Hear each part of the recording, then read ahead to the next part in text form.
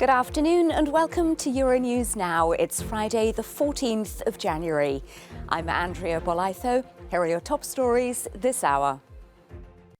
Poland warns the risk of war in Europe is the highest it's been in decades after a week of diplomatic talks failed to ease tensions.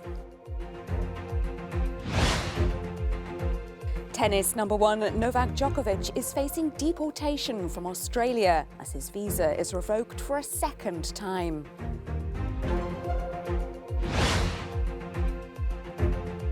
And Britain's Prince Andrew is stripped of his military and royal titles as he fights allegations of sexual assault.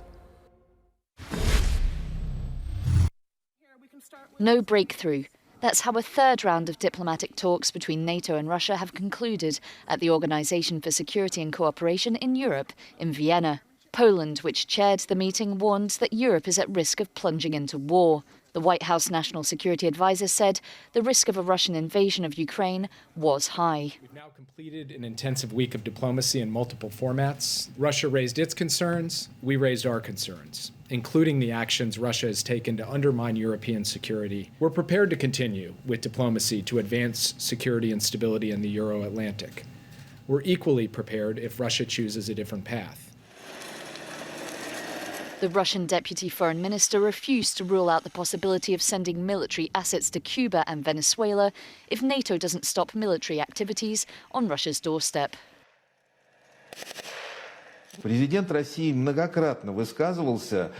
The Russian president has spoken many times on this subject, in particular what the military actions should be within the Russian Navy if anything goes towards provoking Russia and the further enhancement of military pressure from the US side. We don't want this. Diplomats must negotiate.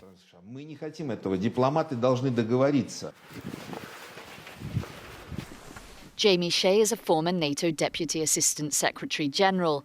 He says what happens next is up to Russia.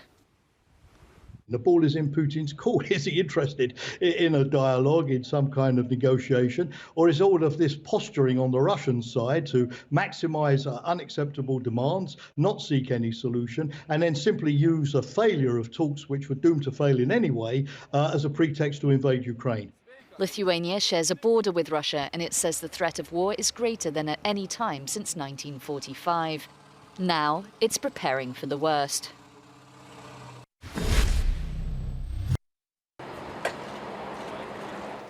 Men's number one tennis player Novak Djokovic has once again had his Australian visa revoked. The decision was taken by Immigration Minister Alex Hawke, citing health and good order. In a statement, Hawke said it was also within the public interest. Djokovic now faces deportation and a ban from Australia for 3 years. His chances of defending his title at the Australian Open are also now in peril.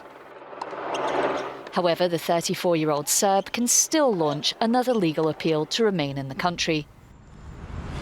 The player's visa was first revoked on the 6th of January due to what authorities called failure to provide appropriate evidence to receive a COVID-19 vaccine exemption.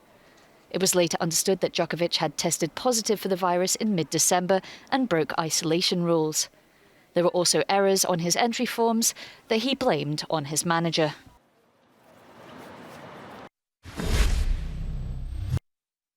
To discuss what this means for the Serbian player and the Australian Open, I'm joined by Euronews sports correspondent Michael Kern. Hi, thanks very much for being on the programme. So, first off, what do we know? What do we know about what's happening with Djokovic and the visa right now?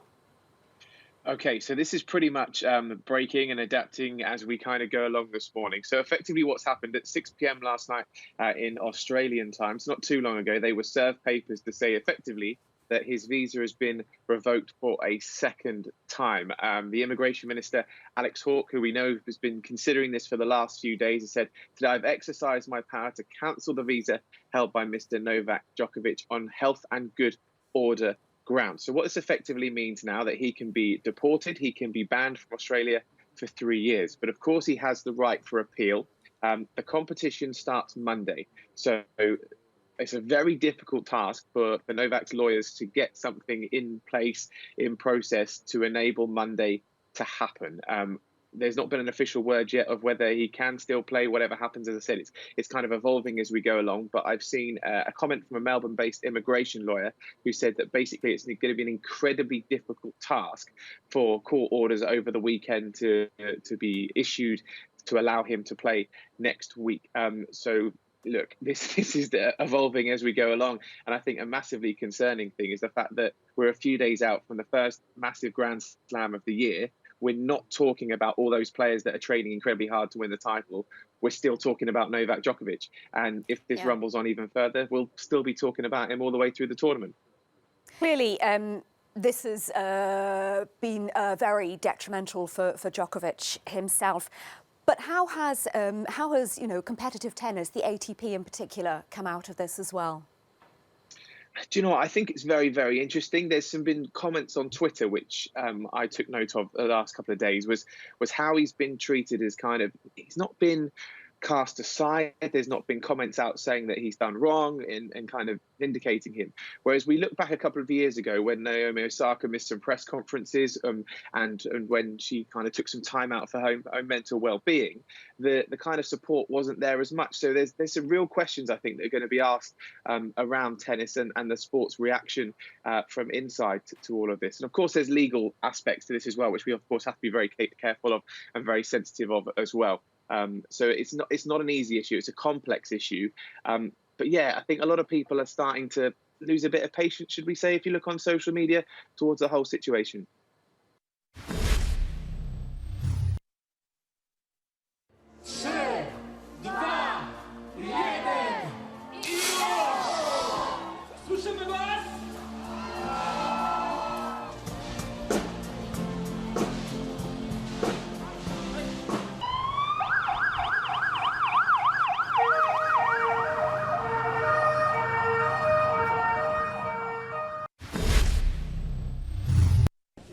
Journalists, military police preparing here for the noon funeral, the final farewell to David Sassoli, President of the European Parliament, who died earlier this week. His final farewell, a state funeral, will take place here at the Church of St Mary and the Angels at the Piazza della Repubblica here in the centre of Rome.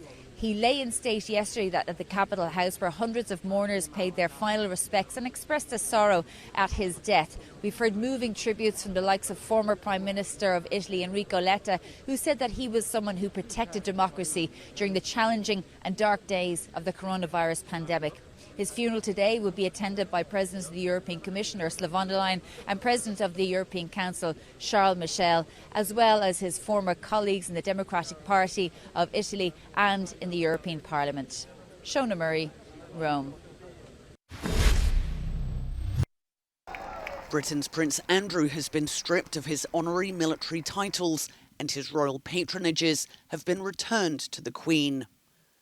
Earlier this week, a US judge ruled that a sexual assault case against the British royal could go ahead.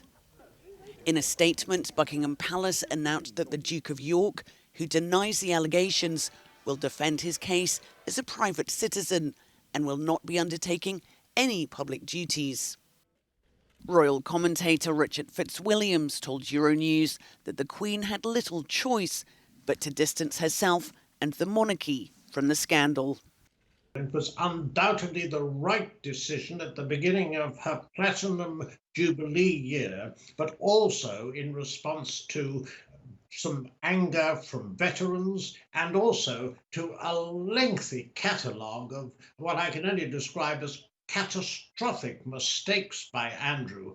All the options open to him, whether he ignores the court, which is in New York, whether he attempts a settlement, which could be seen as partly as an admission of guilt if it can be negotiated, or if he were actually to take part in some form of court trial. All of these look bad for him, as does his behaviour and his choice of friends, including that grotesque interview on BBC Newsnight in November 2019.